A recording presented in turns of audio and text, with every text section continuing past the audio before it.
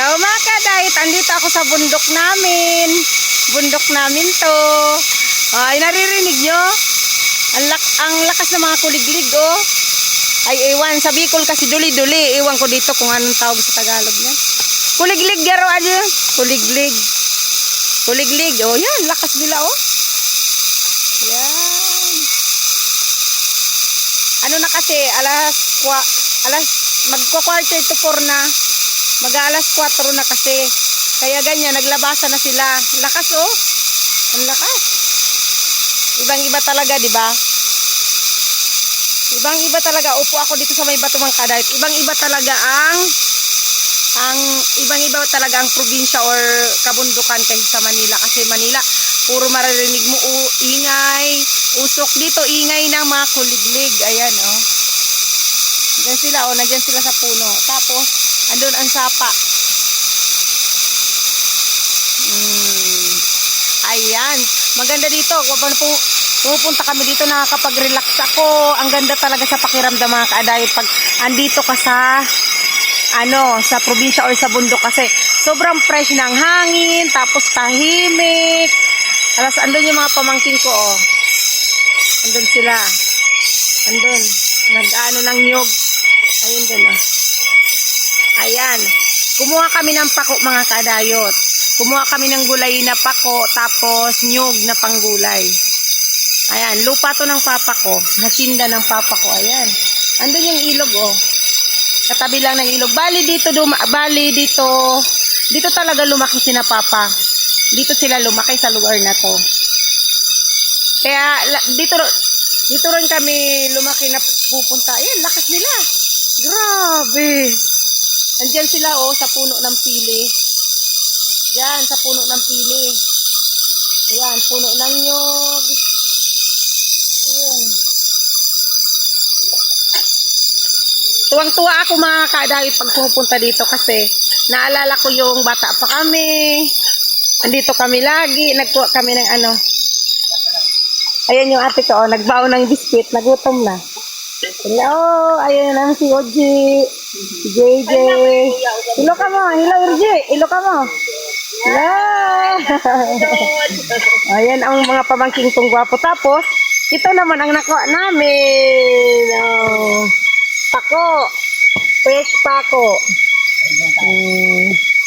Tapos, ayun, ang dami na namin panggulay. Ayan.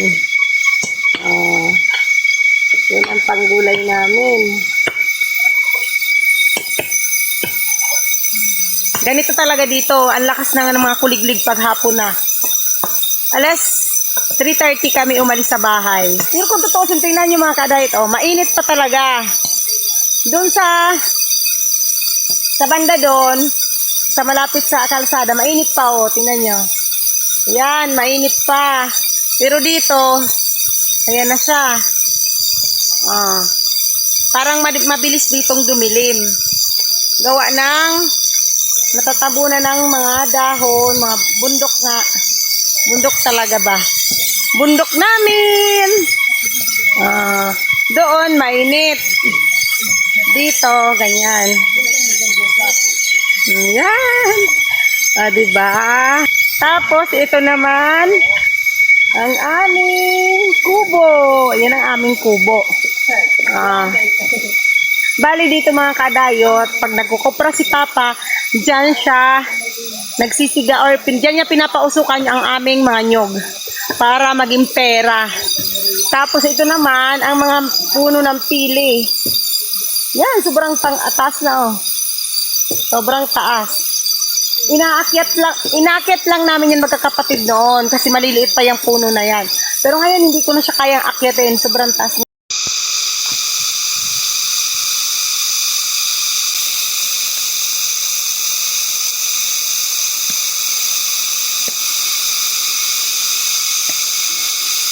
Ito yung mga puno namin ng pili dito sa bundok. Kita nyo, oh, ang tataas. Grabe. Sobrang tataas na nila. Pero, nung bata pa kami, sobrang liit pa niyan mga kadayot. Ayun, isa pa, oh. Sobrang taas na talaga ng mga pili dito. Pati yung mga ibang nyog, oh. At ito naman, pakita ko sa inyo mga kadayot yung ulingan ni Papa. Di ba pagkatapos namin magkopra, dito naman nilalagay ni Papa pagkatapos niya magkopra yung uli, yung mga baon ng nyog niyan, dyan. Dito niya naman inuuling yung mga baon ng nyog para pwede niyang ibenta sa mga gumagamit ng uling, pwede rin na lang pang sarili. Ayan, yung mga anahaw. Yan ang mga anahaw ng dito namin. Binibenta rin yan, pero kung ayaw nilang bumili, pinapakuha din dito ni Papa, pwede rin yan. Basta sila ang kukuha. Pag si Papa ang kumuha, syempre may bayad yun, kasi pinaghirapan. Pero kapag kukuha ka, ayan, libre ka lang dyan kumuha, basta ikaw kumuha. Ayan, ang dami. Hanggang dun yan sa taas. Hanggang dun sa taas. Bali ito mga kadayot ay mana-mana nila. Tapos parang lumaki lang itong part na to ni Papa kasi yung sa isang kapatid niya, binayaran niya. Ayan. Kaya ang nakukuha dito nasa 1,000 plus, 1,800 ganyan na 1,800 na nyug kapag nag-harvest. Pero kapag mahina, galing sa tag-ulan, mga 800, 500, ganyan. Kasi ang ganda dito kasi may malapit pa sa sapa. Sa sapa. At ito, ang aming anuhan. Ayan ang aming tako. Ang dami na naming. Marami na kaming panggulay.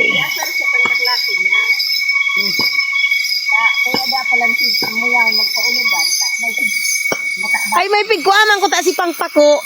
Luyos na ako.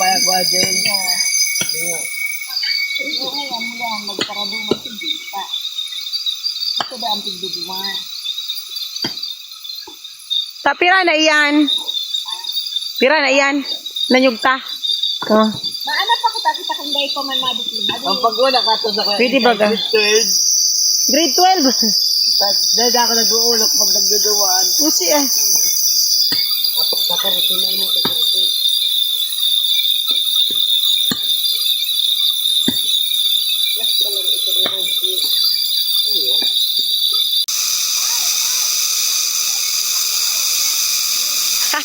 Ang bilis nila maglakad. Naiwan ako.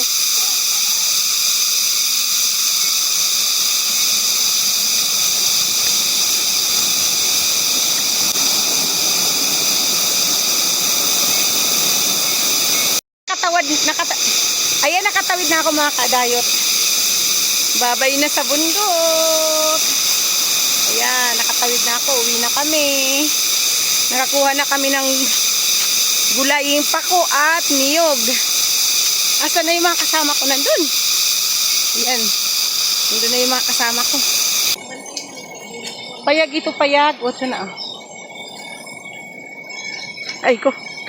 Ayun na, yung dalawa kong pamangkin, naka-ready na. Nakasakay na sa motor.